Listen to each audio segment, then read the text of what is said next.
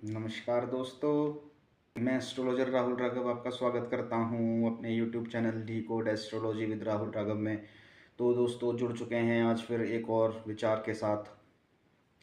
अक्सर लोग पूछते हैं, हमारे भी कई जानने वाले हैं, मित्र हैं, वह पूछते हैं कि साधना करने से, पूजा पाठ करने से या योग या प्राणायाम मेडिटेशन करने से ईश्वर की प्राप्ति की जा सकती है क्या। तो मैं अपने उन मित्रों को, अपने दोस्तों को बताना चाहता हूँ कि ईश्वर बोध स्वरूप है, ईश्वर बोध है। ईश्वर, आप उसको चाहें कि वो फिज़िकल एग्जिस्टेंस है तो ऐसा नहीं है। ईश्वर इस पूरे संसार को चलाने वाली शक्ति है जो अदृश्य रूप से इस पूरे ब्रह्मांड में, इस पूरी पृथ्वी पर, सूर्य में, चंद्र में, नवग्रहों में जो शक्ति निहित है, जिसकी इच्छा से यह पिंड काम कर रहे हैं, वह ईश्वर है। ईश्वर सिर्फ बोध स्वरूप है, ईश्वर एक समझ है।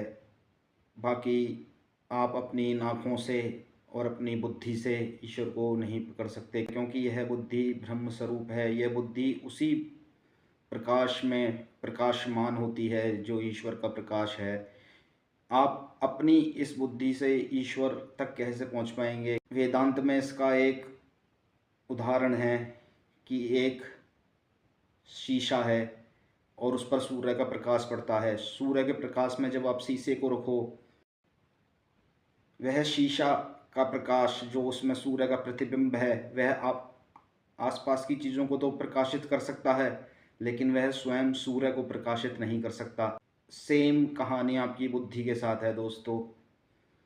आपकी बुद्धि उस ईश्वर से जनित है, उस ईश्वर की शक्ति से चल रही है, तो आप इस बुद्धि से उस ईश्वर को कैसे पकड़ पाएंगे, कैसे उसको कैच कर पाएंगे? तो चलिए फिर मिलेंगे फिर ऐसे ही किसी आध्यात्मिक विचार के साथ। तब तक के लिए आप अपना ख्याल रखें। जय सिया राम।